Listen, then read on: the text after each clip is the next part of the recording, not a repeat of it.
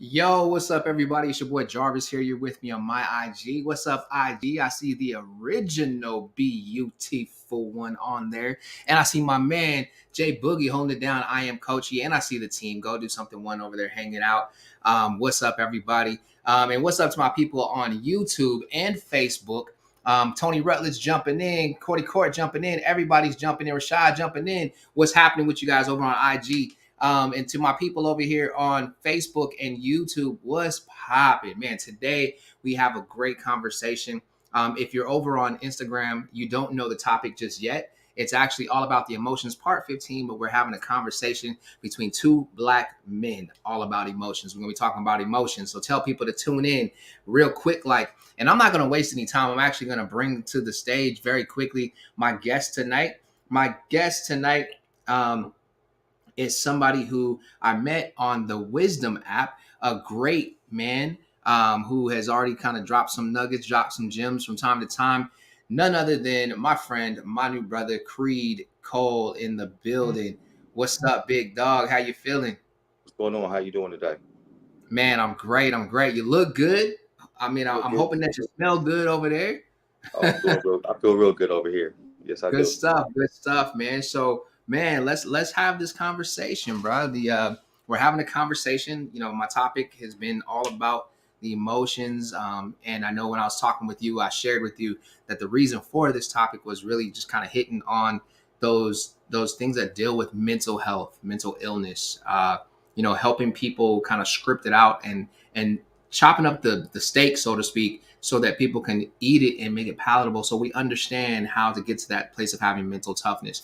And one of the things that came up was last night I had a conversation. I had a female on, and we were talking about emotions from a female perspective, because she had some interactions with her and her father and some other things that took place. And it was great because she gave us a perspective of a single mother who's working with her son's father, who had to go visit her father in prison, who the emotions behind things they're going with his mother. And she just shared some real good gems.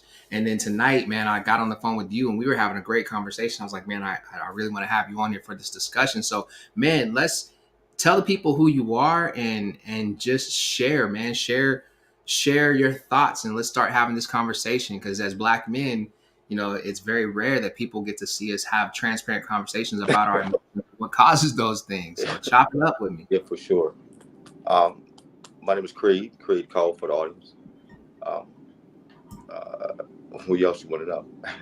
I mean, like, whatever you want to tell us, man. Whatever you want to tell us. Like, you if you don't want to go too deep, you don't got to go too deep. But we met on the through the Wisdom app, and What was it? Our topic is emotions, right? yeah, yeah, And yeah. are we looking for where emotions come from? Are we looking for Whatever. how to better cope with emotions? Well, let me ask you this question: as a black Okay. man, Okay. what are your thoughts on black men and how we share our emotions? Um, I think that we have this false illusion as if we don't share our emotions with each other, and act like we don't talk. I mean, there's plenty of barbershop talks, and there's plenty of people that I call to as black men and can lean on and stuff like that. But I believe that this narrative has been created as if we got this isolated, this cold-hearted way about us. But I believe that the black man is full of love and emotion and patience and sharing and kindness, about at least as far as we know how. And then just because the way it looks is not politically correct at all times, and Right. how we interpret things aren't the way a traditional way of interpreting it, but we have our own ways. Yeah. Because every culture has a subculture. It all depends exactly who you're really talking to. Okay. So let me ask you this: as a father, because you're a father, you got you people. I got somebody who texted me and asked me if you dyed your beard gray like that, or is he really Nah, gray? it's all this is great. It's all to the gray. It's all natural, huh? It's natural. So so the question that I have for you as a father is, so you have sons, I have 4 boys and 4 girls. four boys and four girls. Okay, so four boys, four girls. Emotionally, like, how are you raising your sons, or how have you raised your sons, or how do you handle your sons as far as like them tapping into their emotions and being able to operate in their day-to-day lives? Well, first I had to find out. It's what I didn't. It's not really for me. It wasn't by son daughter, but it was more by how they perceive things, the way they can learn. So some of them, they deals with more emotional in learning. I had to spend more time with it a little bit and cater to a little bit more and kind Right, of, right, just treat a little different. right, right. And those that were more dad, I'm a little off. It's 2 + 2 is 4. I got this. I had to give them that space and approach it a little different and gave them more confidence in themselves by trusting them a little bit more. So Okay. All right. So we were having a good conversation. You were sharing with me, and you don't have to share this if you don't want to, but you were sharing with me um, the relationship between you and your mother, and that really touched me. Like just the way that you were talking about it. Are you okay sharing that? I can share some. I don't mind sharing some, touching on a few things. Yeah, go ahead, man. Touch on it I don't because want to there's share everything. no, you don't Um, got to share everything, but just share like because you have some long thing, great nuggets. long thing And about me.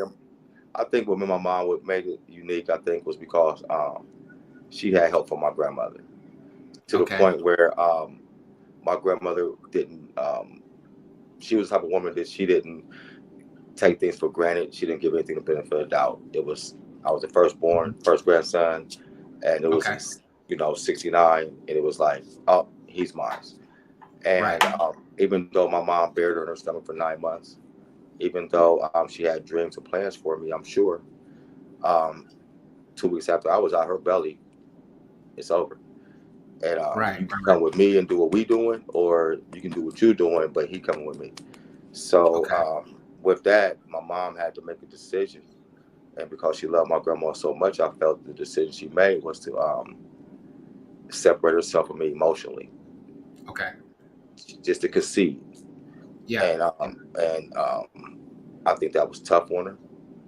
And so, you know, what nah, else? I mean, yeah, no, the thing that I admire about you, man, is anytime that we've talked, you have like you drop so many nuggets, and there's so many things that just kind of flow and they just come, and you know the uh, and I'm going to tell everybody like if you're watching, you're streaming live with us right now, please feel free to ask us questions because it's really about the transparency of us as black men right now in this conversation, and And that's for and excuse me, go ahead.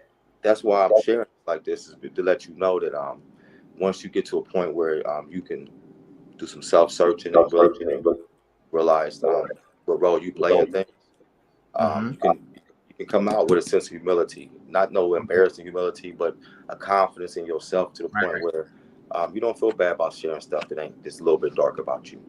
People may consider it, but it's a beautiful thing now. My mother has a great relationship, and I think that Yeah, the one hard thing is I think that she may feel she always has to like um, catch up or something. I don't know, but I go out my way to try to show her that we good all the way around the board.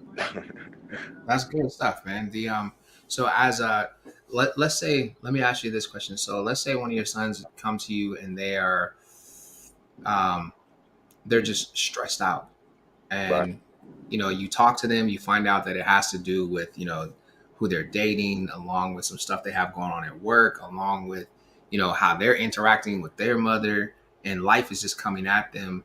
What would a conversation with one of your sons look like? And just you don't have to like try to figure out which one, but just pick one and say, man, this is a conversation that I would have, and this Yeah. as a father, these are some of the things that I would share. Um, I'm gonna pick one of the emotional ones. I think how the conversation will probably we have to have to be patient with them, and Okay. and just remember that it's not important necessarily for them to understand me, but for me to understand them, because Okay. they haven't been my age, I've been theirs. So Yeah. once I can get that, what I'm saying, it takes away a lot of the prejudging and stuff like that. Hmm. So once I start talking to them, I'll find out each situation. We'll break it down per Yeah. situation, and then we'll find out through a conversation motivated interviewing. I'll find out what's reality and what's not. Like what is like what's true about this? Like, where's the truth in it, and what part are you assuming? You know, are you forced to then find out what the thinking errors is? Are you being irrational? Are you seeing things in black and white? Are you feeling victimized? Are you? I mean, I'm saying it's a lot. You know, just the 10 most common thinking errors. Then we'll go through those, and Uh-huh. then once we go through those thinking errors, and usually through some motivative interviewing, it sources out. It sorts itself out. Okay. So for me, like if I came to you and I was just and I'm really what I'm doing is I'm just so that everybody understands I'm really just tapping into the knowledge source that Creed is because as somebody who is my senior, there's things that he's experienced in life that I can learn from him. And anytime I sit around with gentlemen and fellas, I really try to listen because there's so much for us to learn from each other. Um, Creed alluded to it a little bit earlier in the conversation when he said there's a bunch of barbershop talk. The reality is barbershop talk is not always transparent talk. It's, people just kind of talking about how they feel in the moment, the popular concepts, challenging each other's, we have some great debates in barbershop talk, some great debates, but I don't know that because of the space that we really get transparent in our emotions and how we feel about things. We kind of give the surface levels of what we're feeling. And so this is an opportunity, and Creed, if you have any questions for me, please feel free to ask and I'll answer those questions as well. But in a situation, let's say I came to you and I was just, I'm just like, I'm angry, but I'm angry because I feel like the world ain't treating me fair. As a black man, I feel like the world it ain't fair. I'm out here, I'm struggling, I'm applying for these jobs. People ain't, they're not hitting me back. I'm not getting the responses, but I'm hearing from everybody what's going on. Like, so what is I'm gonna tell you what Unc told me. Fair is what you put on the bus. Cry me a river. I once felt sorry. I'm gonna tell you what the old heads. I once felt sorry for the man with no feet until I met the man with no legs. Cry me a river. uh Say no, I mean that, but that's what was fair to me. yeah, So that's yeah. you know. But go ahead though. I'm sorry. I just want No, to no, but put a no, little you're light good, on you're something good. So because so how does there is more things to say about that. Go ahead, complete your no, sentence. but that was it. That was my question. Like, so how do we have that conversation? Because there's a way that I know that I was raised, with the men that I was around and the things that they shared with me and the things that was said. But I know now that What our thinking hasn't isn't I new. got you. I think what I would share with you, if he was my son, is remember that everyone has their Mount Sinai. Everyone has their journey, and you've got to use like the children of Israel. You know, just don't murmur and complain like they did, because if you do, it's Mhm. going to take you 40 something years or 400 years or whatever to enter the kingdom or into the promised land. So just Okay. try to murmur and complain, and just always look for the optimistic thing of life, even if you're down low. Just remember, let's go to the shelter and pass out some blankets and food for a day, me and you. I got You know what I'm saying? Let's really go down dirty. Let's go down under for a minute and you. bring Hmm. everything to its proper perspective, and let you know that I can drop everything because I love you. So if you don't Yeah. think you nothing, then what you think I think about you, man? Come on now. I'm something. I only love something. Plus you me. Yeah. So Yeah. Yeah. what? Really? Come on, boy, what you need? Come on in here. You go cry. Cry now. What she do to you? Oh man. Because you messed up. What I would say is like, what did you do wrong? What choice Yeah. did you make that made you feel like this? Right. Right. Right.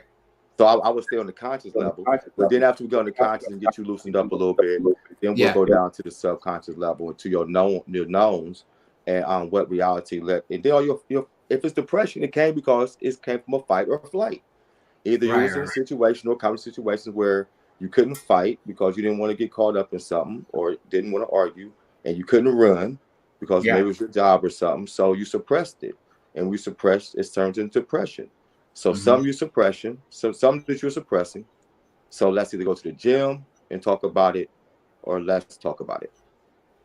Man, it's crazy because I was listening to something earlier and I heard a guy say, he said, depression is just anger turned inward, where you're something else outside of you has happened and you feel like you can't do anything about it. So you turn that anger inward to yourself, and that anger suppresses itself and becomes depression because now you're actually shutting yourself down based off of the emotions that don't even belong to you. And then also along then marketing strategies for different things. It's Mhm. created to like want the want environment to be like some environment for some. It's so overwhelming. Just they'll feel like they're lacking and that'll Yeah. keep them depressed too. So, but it's all depends on how far down. First of all, if it was my son, I'd be like, how'd you get out of yourself? Hmm. Because what type of charity have you done? You know, Yeah. what have you done? Like, hold on now. Like, why are you wasting time being depressed when we need to be out there loving somebody and Yeah. showing Yeah. somebody how much we need? You know, that what can we do? Like, you know, that's not getting caught up in self. Self gets you depressed. Get caught up in self, and Right. you surely to Right. be depressed. Right. Man, and let me throw this out there. If there's anybody who would like to jump into the conversation with us, please feel free. If you're over on IG, all you got to do is hit the camera and request to join. If you're over here on the Wisdom app, just request to join, and I'll definitely allow you to come up. Um, and now, Creed, now I only got you for a few more minutes because I know, so everybody know my man Creed he is a scholar. My man is a scholar. Don't do that. My man is a scholar, and he got stuff he got to do. So, but man, like what? Just kind of take the moments that you have left with me, man, and you share, and just kind of share it from your perspective as a black man, and with the emotions piece. You don't have to get deep or anything, but just be transparent, like things that will help other um, men yeah. identify. Something may help other men. I hope it help. It's something simple. I like to simplify things. Um, your self talk. You know, just focus on your self talk, and so you can put an ironclad on your emotions. Yeah, Know that your emotions coming from the right area. Try to rethink some things 3 or 4 times before you just be spontaneous. yeah, Um, Also, just realize, like again, try to for me anyway. What worked for me was I stay away from emotional type things as far as in the media. So I don't want to be led any one way. Black men try to lower their anxiety levels. yeah. The less anxiety you have, the more you can kind of walk through life a little bit more lighter. Okay. That's the number one thing I would do is do an anxiety check, find out Yeah. what in my past that you haven't released yet, and find a way to release it if it wasn't conducive to you, no matter Hmm. what. And just love yourself and go to the gym and work out. Hey, that's a big thing, bro. I don't know why people they take that for granted.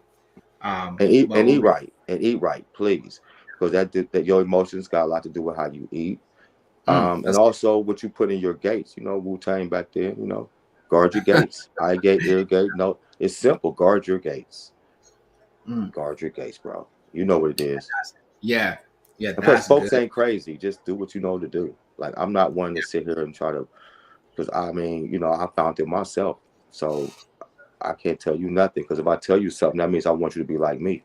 I Mm, don't choose to have a replica like that. So, you know, you yeah, got to find you. You know what I mean, through your own journey. And I'm here to help you, and yeah, where I can, because you know me and my family, because I love you.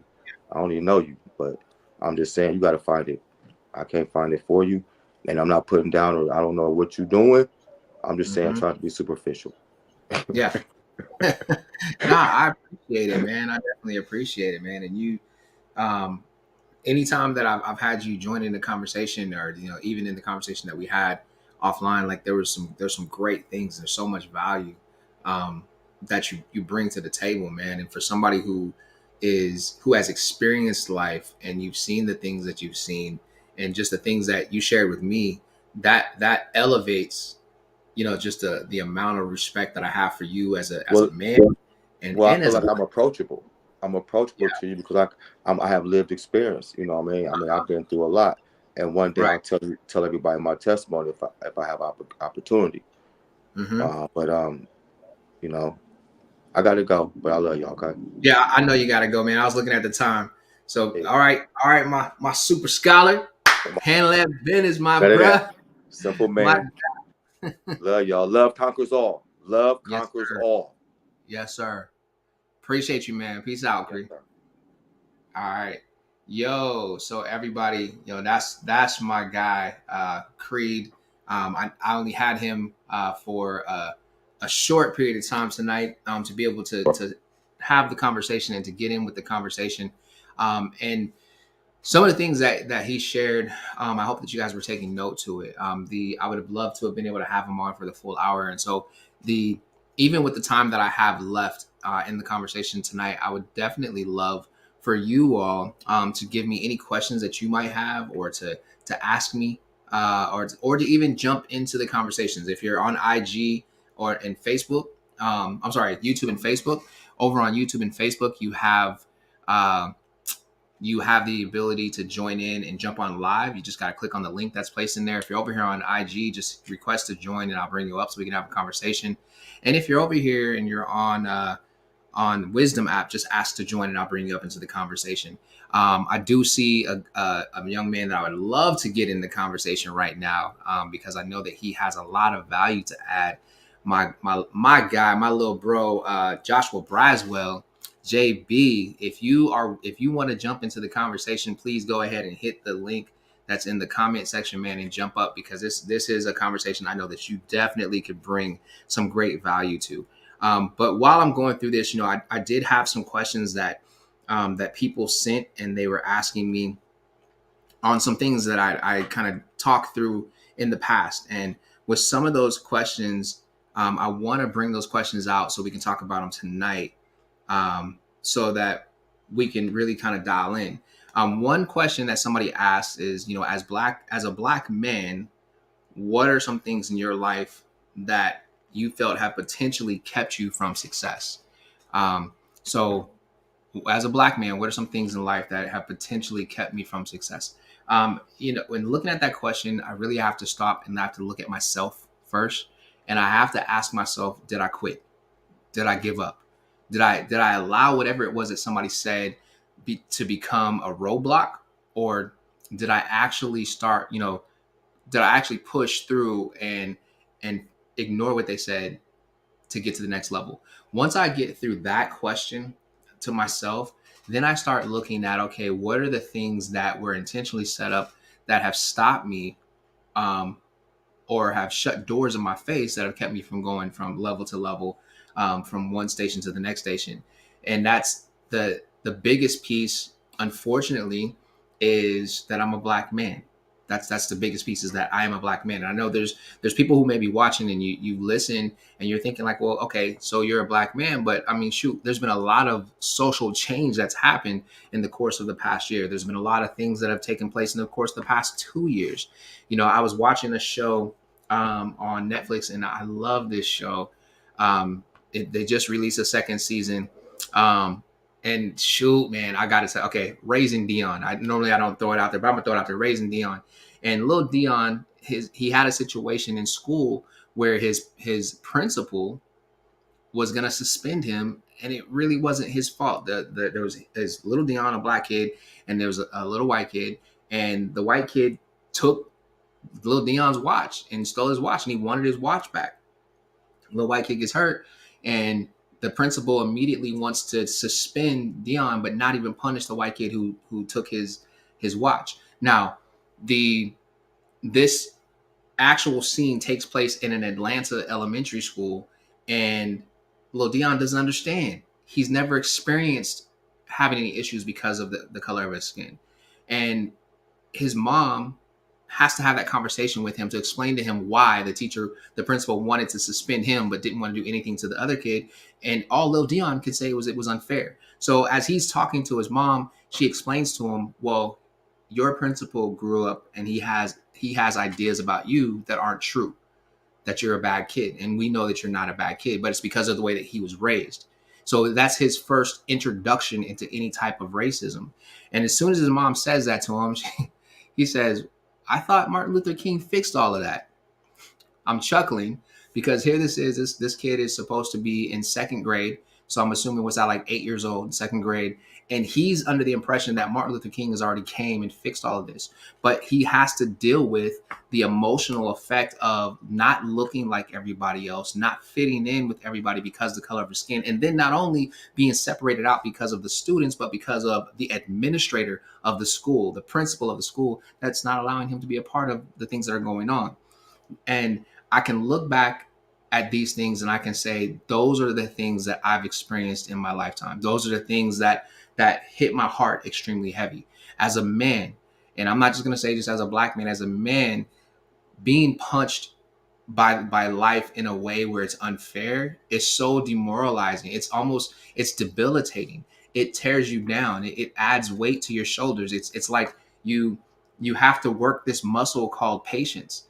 And a lot of times people ask me, how is it that I'm so patient in dealing with situations? Well, part of that patience comes from living a life of things just not being fair, living a life of being the only olive in the bowl of lettuce, being the only chocolate chip in the cookie. You know what I'm saying? However you want to look at it. Being living a life of people thinking that it's okay to laugh and joke and tell stupid jokes. Man, I remember they used to tell this joke all the time because I played football, and this joke was like, well, what do you call a football field full of black men? And then I'm just like, what? Afro turf. Ah, ha, ha. And I'm like, what? So those are things that contribute to the inhibitors that could stop a black man, especially from moving through to success.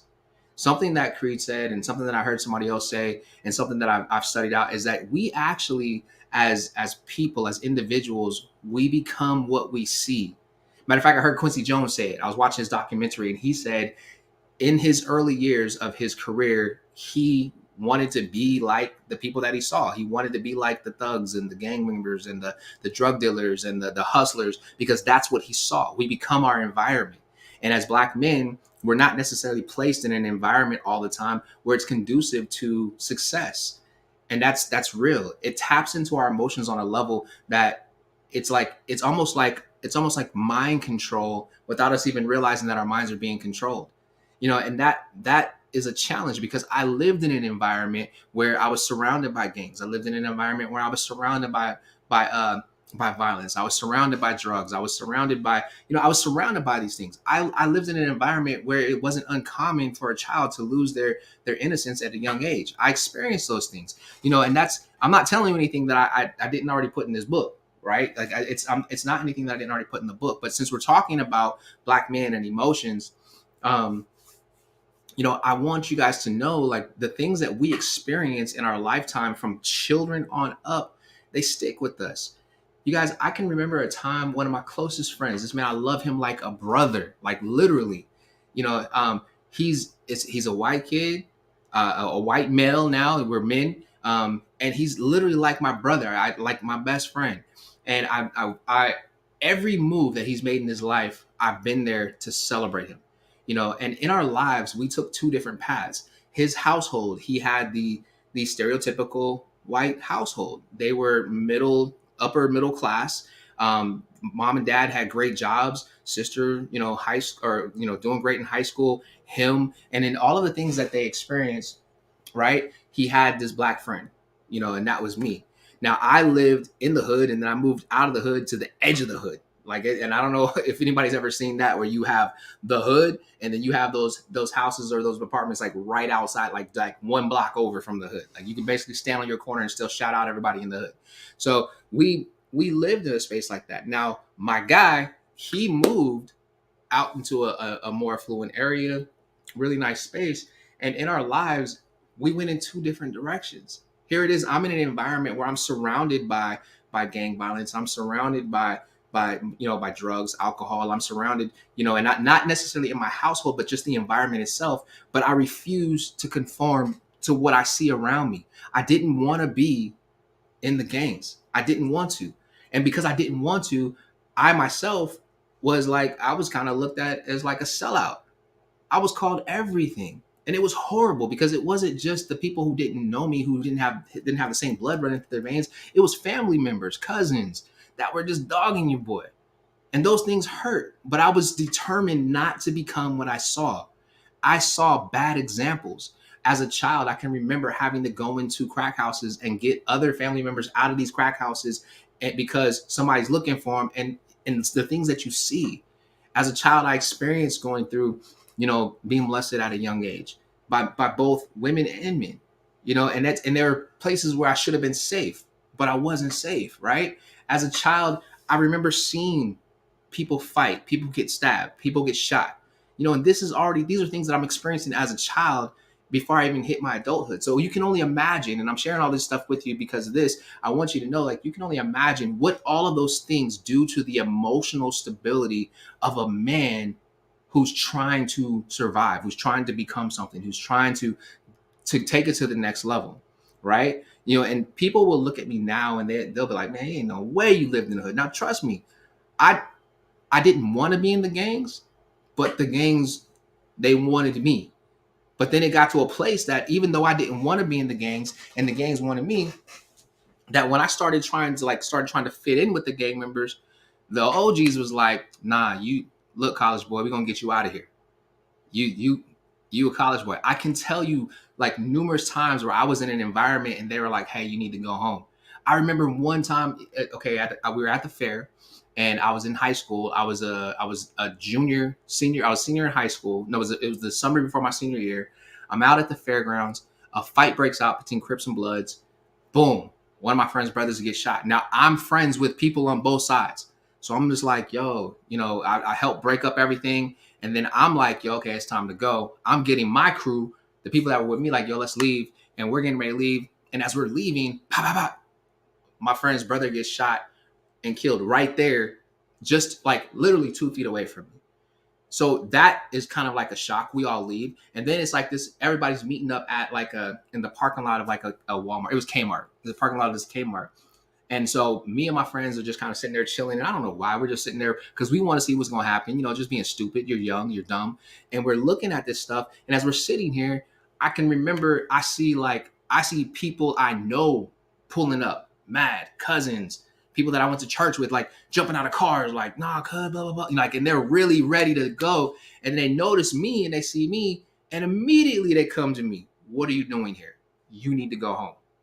No, you need to leave now.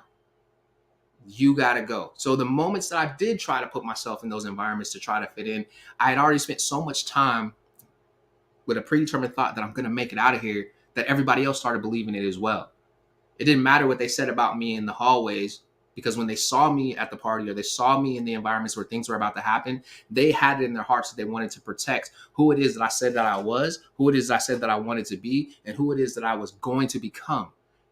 Those guys pushed me away. And I can only imagine if they didn't take the time, if they didn't care, if they didn't actually buy into Jarvis is going to go to college, if they didn't buy into Jarvis is going to be something great, if they didn't buy into Jarvis is somebody different. But that happened because I had a mother who continuously told me that I was destined for greatness, a mother who continuously laid out in front of me plans and choices and told me I need to choose. Life and death is in the tongue, son. I place before you choices, life, death. Like she's laying this stuff out. And as she's laying these things out, she's trusting me to make the right decisions. And I made I didn't make all of the right decisions, but I made a lot of the right decisions that pushed me in the right direction. And I thank God for that. And I'm sharing all of this to just to let you know, like in a lifespan of me as a Black man, and the reason why I can relate to the young men that I see standing on the corners that are on the inner city streets, the young men that I see standing on the corners that are on the not even the inner city, the inner town streets. I can relate to them because I know that feeling of hopelessness and helplessness to say, man, this is what they expect of me. This is how they treat me. I can tell you countless times where a teacher may have said something sideways to me because of the color of my skin and because man, I had a doggone I had a counselor tell me that I wasn't going to be able to go to a 4-year institution. That I should probably consider going to a tech school. And I'm like, huh? Wait a minute, your boy got like a 3.6 right now. And that's not even like I haven't even really applied myself. And I'm telling you I want to go to University of Washington, and you're telling me that I should probably look to go to the community college across the street from our high school. I'm telling y'all, like after that conversation, that was the last time I went to that counselor. The last time. Because nobody was going to tell me that I couldn't make it out of where I was. And I'm sharing all of this and I'm hoping that it's resonating with you because as Black men, we experience so much, we deal with so much, we go through so much. The tables are not balanced out evenly. Do you guys know that even in the legal system, that when they have like a scale, they have like charts of, you know, what to charge for what crimes and how long people are going to stay? Do you know that on those charts that as black men, the stakes are higher than they are for white men? I mean, of course we hear it talked about, but do you really know? You know, do you know the feeling of? And I mentioned this last night when I was talking with Jalissa last night. Jalissa, I'm sorry, last night on the live, where as black men, you know, when we're driving in our cars, when the police see us, they kind of have a tendency like to pull up on us or pull behind us and check the license plate so that they, you know, because they just might have somebody. Man, guys, I got pulled over by the police walking one time coming from the library, and the police surrounded me, drew guns on me and everything, and said that I fit the description of somebody who had just mugged someone else around the corner. And I'm like, huh? Heartbroken, nerves shot, angry, frustrated. All of these things contribute to either breaking my momentum, breaking my stride, breaking my morale, breaking my emotions, that could stop me from reaching levels of success. And I thank God that those things did not stop me. All they did was they made me angry. They made me want to go harder. Now that's not the same testimony that somebody else would have. That's not the same you know, celebration statement that somebody else would have, because I have plenty of friends who went through some of the same things, and as soon as they went through, you know, being, you know, stereotyped and, you know, racially stereotyped, like literally pulled over because you're a black man in a nice car. Like I'm talking about all these things because now as I'm just kind of going through my mind, I'm they're all resurfacing as I'm talking. Now some of these stories are in the book in Dear Fear Men, you know, but all of these things that I'm telling you guys about have contributed to how I see the world. They have contributed to how I love people. They have contributed to how I understand people. They have contributed to how I embrace people. They have contributed to how I move and how I shake. You know, and that's just the things where they were just attacks at me because I just don't look the same as everybody else. We live in a society and in a world where change is inevitable. The type of change that's going to happen is dependent upon you and me, whether or not we are going to make the decisions to start thinking equitably, whether or not we're going to make the decisions to start thinking with an inclusive mindset, whether or not we're going to make the decisions to really embrace our diversity and make it our strength. Yes, there was Martin Luther King. Yes, there was Malcolm X. Yes, there was, you know, Marcus Garvey. Yes, there was Mandela. All these guys, they're gone, y'all. They're all gone. So when I'm talking about the emotions and when I'm talking about life as a black man, I want everybody to understand, like, yes, there are some black men that have gone through things similar to what I've gone through, and they're angry, and rightfully so, because it's not a good feeling to get pulled over by a vehicle that says to serve and protect, but when they pull you over, they billy clubbing you, they gut punching you. These are things that happened to me before cameras were on the cars and in the cars, where they pull you over because you're young black men who are in a car that's you shouldn't be in, and all of a sudden they want to, like, I've been pulled over too many times. One time in particular, I can think of a police officer. I looked right at him. I'm in the middle of 5 cars on a 2-lane highway. It was 1, 2. I was number 3, 4, 5. The police officer was coming towards us. We pass. He looks at me, points, and I'm just like, huh? And I look at my friends and I say, y'all, we about to get pulled over. They look at the gas station. They say, hey, man, just pull over. We can all jump out and run to the gas station. I was like, no, because if we do that, then we look guilty. Let's just ride. And if he pulls us over, I'll handle this. This police officer comes back to me. You guys, I was only going 55 miles an hour. It was a 55-mile-an-hour road. He pulls me over. And when he pulls me over, I asked him why he pulled me over. He said, well, son, because you're doing 65 and a 50. And I looked at him and I was like, sir, there's no way possible that I could have been doing 65 and a 50. And he said, well, I got you. I got you on my radar going 65 and a 50. And I was like, sir, there's no way possible that you got me going 65 and a 50. And I literally stood there or sat there in the car, and he's like, well, give me your license and registration. And I was like, well, before I give you my license and registration, let me ask you this question. Do you have me locked in on your radar as going 65 and a 50? And then he got mad and he opened the door and he's like, snatched me out of the car. And as he snatched me out of the car, I'm like, oh my God. Oh my God. I'm about to die. And all I could think was about Rodney King. I was like, he about to get me like Rodney King. Oh my God. Can't we all just get along? Like, your boy was feeling it. But I looked back in the car in all seriousness as he grabbed my arm and snatched me out of the car. I didn't snatch away from him. I got up out of the car with him because I didn't want him to feel like he was struggling with me. And I just happened to look back at my friends and I said, hey, fellas, whatever you do, please tell my mom that I was respectful to this man. They all started laughing, like, you gonna be all right, Jay? And so he kind of drags me back to the car and he puts my hands on the car and he's like, there's my radar. And I'm like, okay. And I'm looking at this radar and it's flashing, but it's the cars that are coming. I was like, sir, there's no way. And then so I looked at him, and at the time I was studying pre-law. And so I told him, I was like, sir, I am a pre-law student. And what I do know is my rights. And I do have the right to question why you're stopping me. The reason why I'm really confused is because I was the third car in a line of 5 cars. I could tell you each car, how many people were in those cars, in the cars in front of me, and the same thing about the cars behind me because we had been in line for so long. So if you're pulling me over, then the car with the 2 girls that were in the Porsche that were in front, they should have got pulled over. The car with the Camry with the 3 white guys behind them that were chasing the girls down, they should have got pulled over. The car behind me with the Asian dudes that was in it, there was 4 of them. They was chilling. They should have got pulled over. And then the car that was in the far back, which had the other 2 white guys in it, they should have got pulled over because I was in the middle. And he was like, well, it's not a race thing. And I was like, sir, I didn't say it was a race thing. I'm just saying that you're pulling me over in the middle of all these cars. It doesn't make sense. I'm bringing this story and I'm telling you guys this stuff because I want you to know, like, these things are real. They happen. They don't just happen on TV.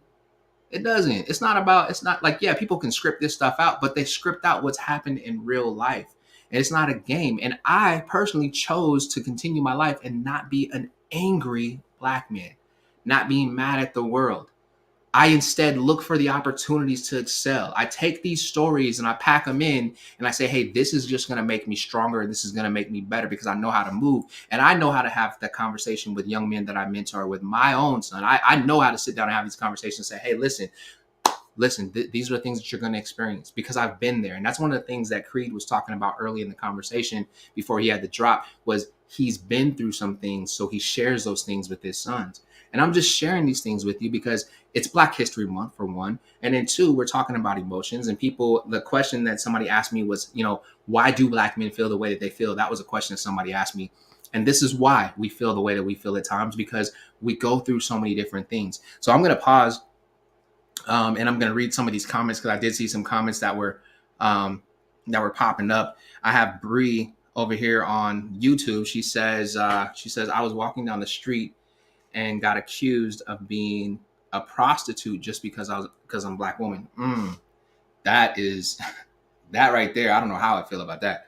If I was your man, I'd be like, excuse me? Excuse me? Okay. Sorry, that was me just punching somebody.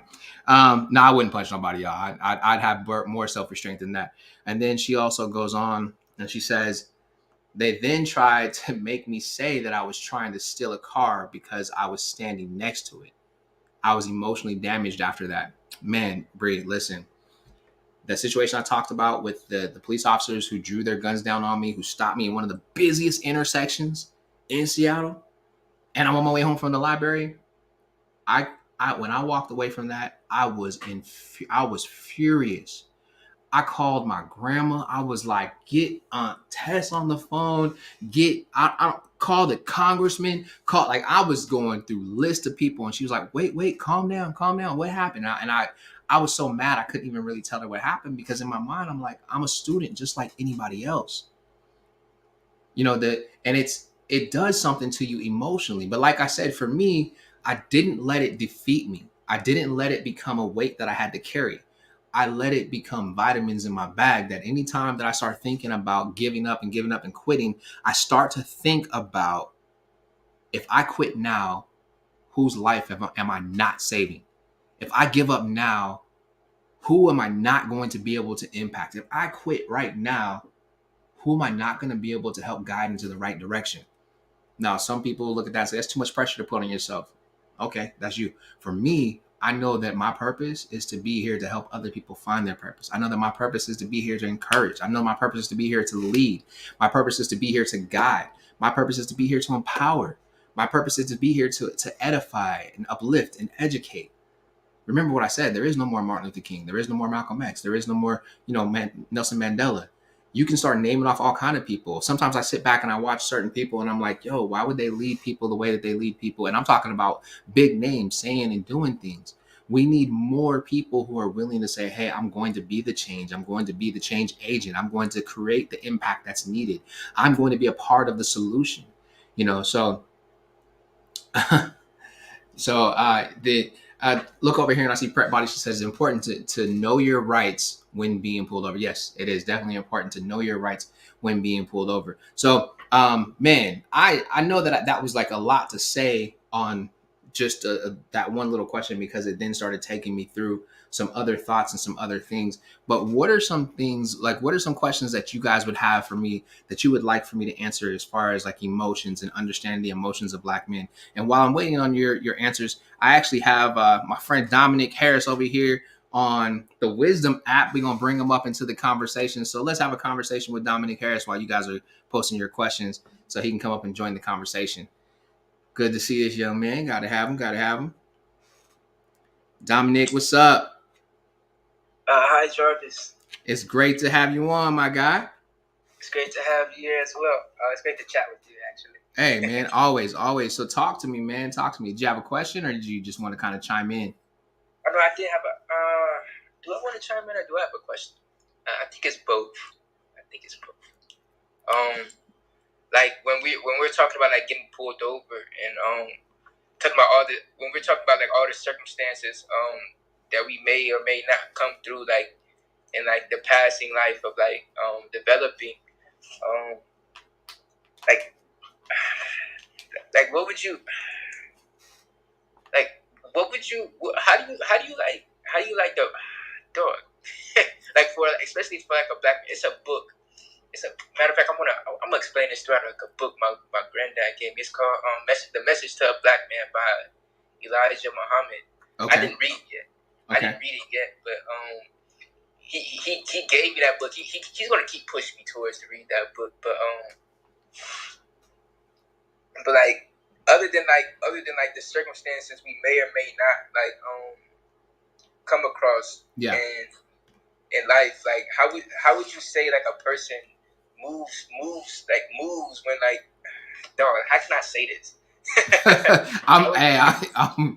However you say it, you don't have to find the right words. There's no politically correct way, no politically wrong way. Listen, if anything, you're on live with me, so if anybody gonna catch the heat, it's gonna be me, and I'm okay with catching that heat. So you just ask the question the way that whatever, however it flows. If it was just me and you sitting here talking, man, just let it flow. I would just say a person would move if they were not if, but when they are moving towards a particular goal, despite the circumstances they may or may not come across. Let's say, because I'm pretty sure there's goals outside of those goals. Although we are aware of the fact that may or may happen, like, should we be more aware of the fact that they could happen, or more aware of ourselves and developing ourselves? Okay, so I just want to make sure that I'm understanding your question. So you're asking, like, in spite of all of the things that happen, the injustices, right? How should we move forward towards our goals? Is that what you're asking? Yeah, like, should we focus more on like the developing part of ourselves, or should we be more aware of the circumstances that we may or may not come across? So should we, like, how do we weigh those two? Okay, so and I think I understand. So if I don't answer it correctly, then you can just correct me. And if we run out of time, just come right back up. Okay, Dominic. So I will say for me, as a Black man, what I would tell you, is, have your goals. Be aware of your goals, because really your goals become your why.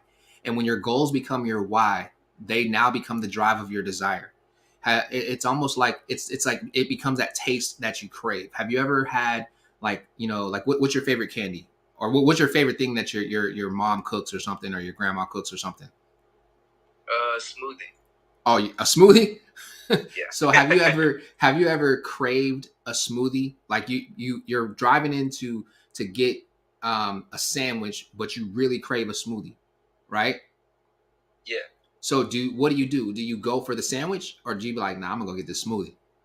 I'm gonna go get that smoothie, but right now she just said I'm craving like some cuties right now, so I'm gonna give that one of them.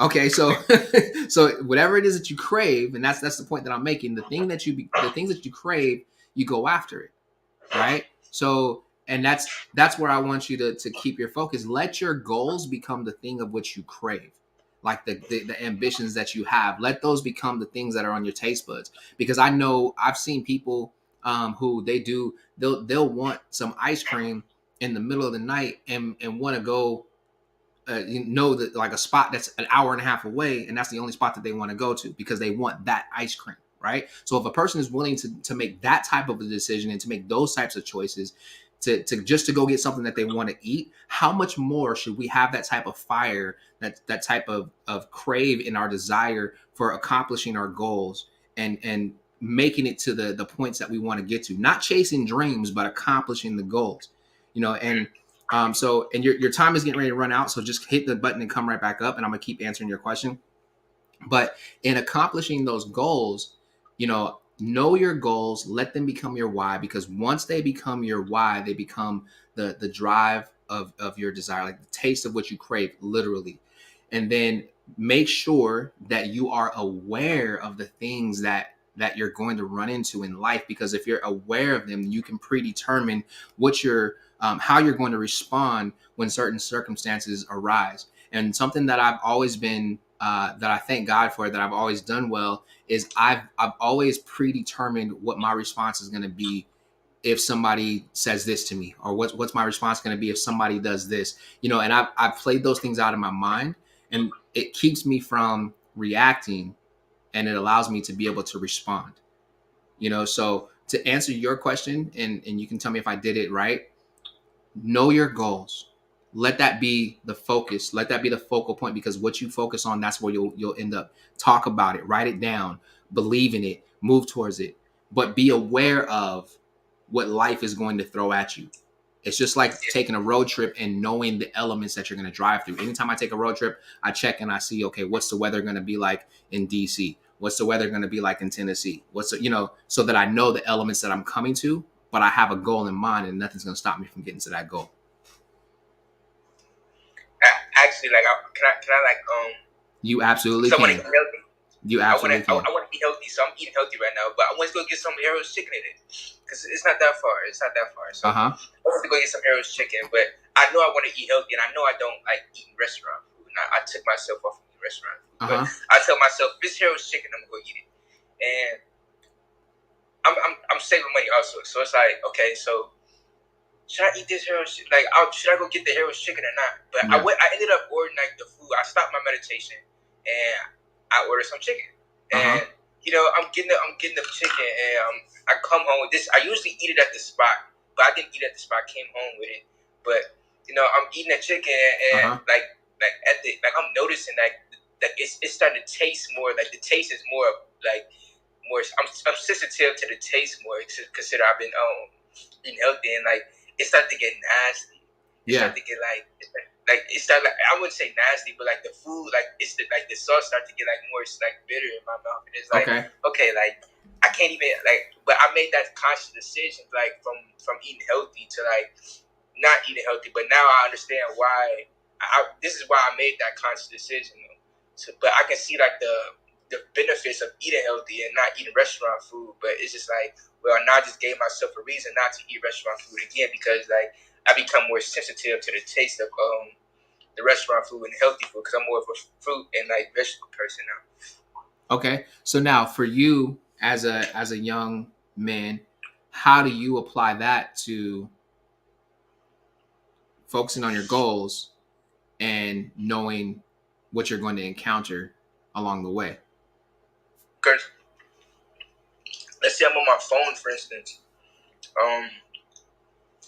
I can spend time on my phone, and because I'm a big time ratio person too. So I can spend like an abundance amount of time on my phone, but then it's like, well, during this time I could have wrote like 4 or 5 pages of freaking notes, and I'm just sitting here I'm playing a game on my phone that's not really, allowing me to gain any insight or anything on anything. So it's like, well, like should I just like go spend this amount of time on my phone just to know that I just didn't accomplish anything, or is it just like should I just like put the phone down and maybe turn on some music like and just like flow with like the fact that I'm just like doing something right now, moving towards like my goals. Okay, so let me ask you this question: if you could pick one big goal that you're going to pursue this year, what's that one big goal that you're pursuing this year? Learning, at least gain a better fundamental aspect of the mind. Okay, gaining a better fundamental aspect of the mind. Okay, Yeah. so what is a like? Do you have a tangible goal, like you want to obtain, do a certain job or grow your business to be something, or like what's something like? Do you have anything like that? If you don't, it's okay, but yeah, that's for future though. I'm 18, but I understanding more of the fundamentals and being able to get more in depth with the fundamentals. I can expand my business more further because I'm willing to start from the nitty gritty of things. Okay, so and I do remember you saying that you were young. So let me do this. Let me ask you this, and I'm gonna need you to come right back up because I want to have a good conversation with you. We're gonna have like a live coaching session. Is that okay? Yes, sir. Okay, cool. So I'm gonna actually kick you out, and then you just come right back up. Yes, sir. All right. So I got my man Dominic on here, and we're gonna have a good conversation because as a young black man, he is, like he said, he's 18, and his focus is in a certain area right now, and so we just let's have a quick conversation. Just like we got like 5 minutes. All right, Dominic, cool, bruh. So I got you on here. Now let's say I was mentoring you, okay? And I just heard what you said about like getting a fundamental, getting a deeper fundamental knowledge of the mind and how the mind works, right? Right. So my question to you is, now even with that, like you can spend the entire year. You're 18. If I had the opportunity at 18, like you have now at 18, with the type of information, knowledge, and things that are available to you, what I personally would be looking at is how can I be a millionaire by the time I'm 20 or 21, right?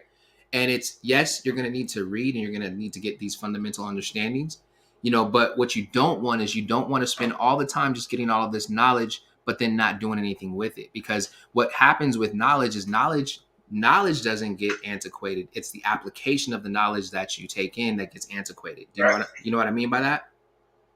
Yeah. Okay, so for you, if I was mentoring you, I would say, hey, let's do this. Tell me something tangible that you want to accomplish in the next 30 days. Like what's 1 to 3 things that you would want to accomplish in the next 30 days? So go ahead, shoot. Like what's 1 to 3 things that you would want to accomplish in the next 30 days? And it is snowing, so I can build I can make like a good business output for like shoveling snow, but I want to be able to pinpoint places, like get like a brain little structure thing and be able to pinpoint places and like the So when you say pinpoint places, are you saying pinpoint like physical locations, or like places like a brain structure? Okay. And so let me like pinpoint this, like name the places in the brain. Okay, so you want to have more knowledge of like just the prefrontal lobe, the central The cortex, neocortex, the hippocampus, yeah. all those things. Okay, so that stuff right there, I'm gonna tell you a secret, bro. There's a thing called Drive Time University. You ever heard of Drive Time University? No, sir. All right, I'm gonna hip you to Drive Time University. What Drive Time University is, how much time do you spend in your car? Probably like 30 seconds. 30 seconds? That's how much time you spend in the car? Yeah. 30 seconds? Oh, so you really don't go nowhere. Okay, how much time do you spend playing video games? I destroyed my game a while ago. All right. How much time do you spend just kind of chilling out watching TV? I stopped watching TV. I only watch TV when my mom wants to watch something. Okay. How much time do you spend reading? Probably all day. Okay. How much time do you spend working? I read.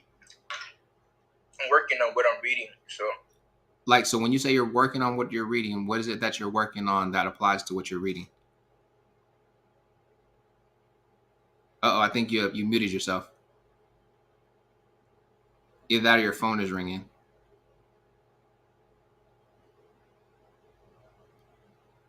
All right, let's give him just a second, you all. It looks like he might have a call coming in, and so the way that the system works is it automatically mutes you.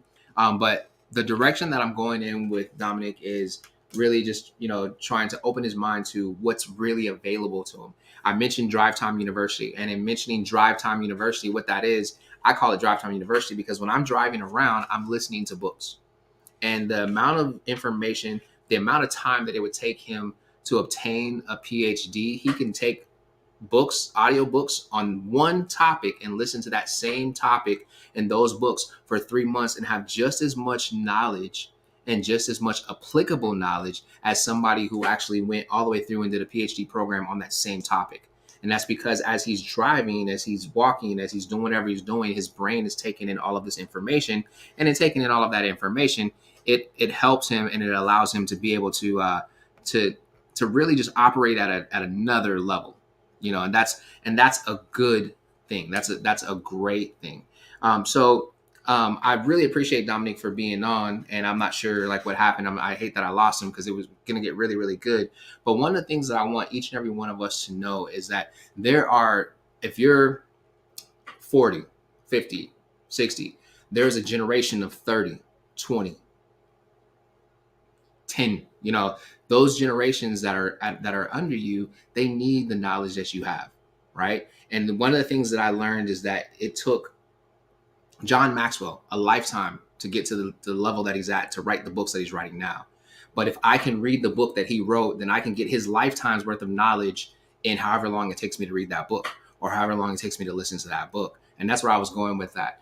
So thank you again, Dominic, for jumping up. I know that was a little bit different towards the end of it, but I appreciate him coming up and having the conversation. And I hope that you guys were able to get something from the questions that he asked and what I gave back. Now, for those of you who are on with me, man, I want to invite each and every one of you. February 19th, we are doing a rebroadcast of the Impact Rally. And if you missed the Impact Rally, boy, let me tell you, it was life-changing, life-impacting, and you do not want to miss. You do not want to miss the Impact Rally on February 19th. So, man, you guys go to jarvishenderson.com. You want to go into the search bar and you just want to type in Impact Rally, and you want to go ahead and get your ticket so that you can attend the Impact Rally. All right. I do have a few people who have already purchased their tickets. If you want to get a discounted rate on your ticket to go to attend the rebroadcast of the Impact Rally, it's going to be virtual. It's February 19th. It starts at 10 a.m. and you'll be able to have that right there to be running smoothly for you.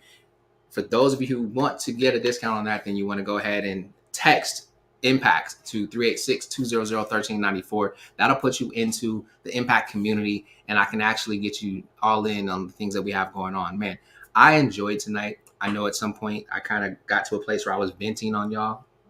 And sometimes that's good because it's just things that just kept popping in. I appreciate Creed for jumping on with me early on and being a part of the conversation. If you ever want to be on and you want to be a part of the discussion, please just go ahead and hit me up. DM me, text me at 386-200-1394, and let's have a conversation. And then just out of our conversation, I'll know exactly what it is that we can discuss and what we can have a conversation about live. Because it's those conversations that impact people's lives, that make a difference in people's lives. So from me to you, I'm actually getting ready to run this commercial so that you can kind of get a glimpse of previous events that have happened. But this is the Impact Rally commercial. And starting tomorrow, you're going to see some of the snippets from the actual Impact Rally. So hopefully that will actually encourage you to want to make sure you join on the 19th.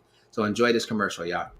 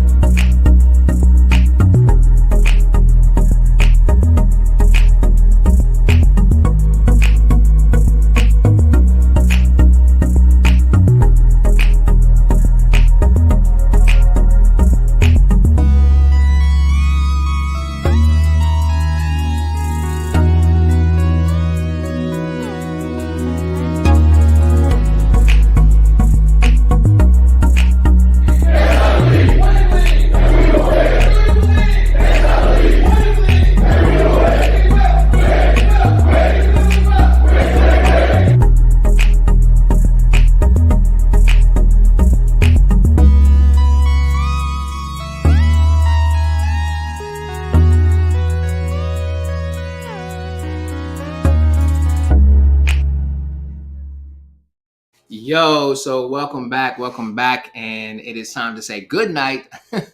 So I'm glad that you guys were here, man. If you are not following, liking, subscribing on YouTube, go to Jarvis Henderson TV. Follow, like, subscribe. You know, there's some big things that are coming, and you definitely want to be tuned in over on YouTube, because over on YouTube, there's some great things that are going to be happening. There's a mentoring group that's coming up. There's some master classes that are coming up, and they're going to be done through that platform. And I really want to make sure that you're in on it. So hey, this is your boy Jarvis. I absolutely love y'all, man. Thank you for being a part of the conversation tonight. We'll be back tomorrow night, and we'll have another great conversation. Good night to y'all. Peace, and your boy is out.